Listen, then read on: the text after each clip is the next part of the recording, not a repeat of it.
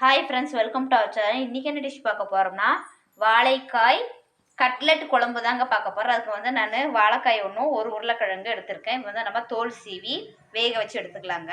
பாருங்கள் ஃப்ரெண்ட்ஸ், அதில் வந்து ஒரு மசாலா அரைச்சிக்கலாம். இப்போ வந்து வெங்காயம், தக்காளி, இஞ்சி, பூண்டு, பச்சை மிளகாலாம் நம்ம பேஸ்ட்டாக அரைச்சி எடுத்துகிட்டு வந்துடலாங்க. இப்போ பாருங்கள் ஃப்ரெண்ட்ஸ், நம்ம மசாலா அரைச்சி எடுத்துகிட்டு வந்துட்டோம். இப்போ வந்து நம்ம பேனில் எண்ணெய் நல்லா ஹீட் ஆகிடுச்சு. இப்போ வந்து நம்ம அரைச்ச விழுது இதில் ஆட் பண்ணிக்கலாம்.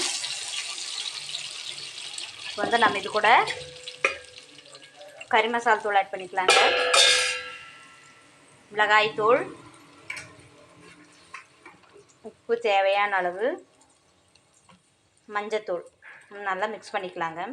இப்போ வந்து நம்ம எண்ணெயிலேயே இந்த மசாலாலாம் பச்சை வாசனை போகிற அளவுக்கு நல்லா நம்ம ஃப்ரை பண்ணி எடுத்துக்கலாம்.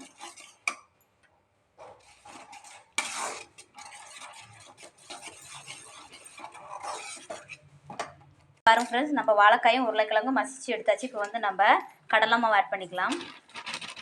நம்ம அரிசி மாவை ஒரு டேபிள் ஸ்பூன் ஆட் பண்ணிக்கலாங்க. நம்ம மிளகாய் தூள் ஆட் பண்ணிக்கலாம்.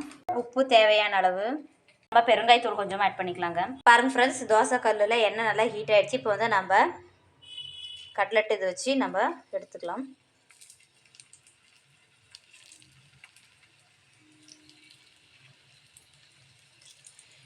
திருப்பி போட்டுக்கலாங்க. பாருங்க ஃப்ரெண்ட்ஸ், நல்லா வெந்து கலர் சேஞ்ச் ஆகிடுச்சு. பாருங்கள், கலர் சேஞ்சஸ் ஆகிடுச்சு. இப்போ நம்ம எடுத்துடலாம்.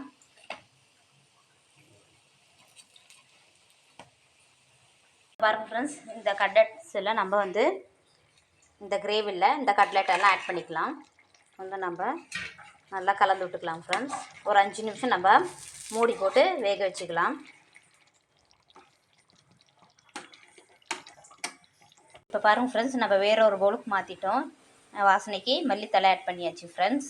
சூப்பரான ஒரு டேஸ்டியான வாழைக்காய் கட்லெட் கிரேவி தயாராகிடுச்சுங்க. நீங்கள் இந்த டிஷ் செஞ்சு பார்த்துட்டு எப்படின்னு கமெண்ட்ஸ் பண்ணுங்கள். இந்த வீடியோ பிடிச்சிருந்தால் லைக் பண்ணுங்கள், ஷேர் பண்ணுங்கள், சப்ஸ்கிரைப் பண்ணிக்கோங்க. தேங்க்யூ.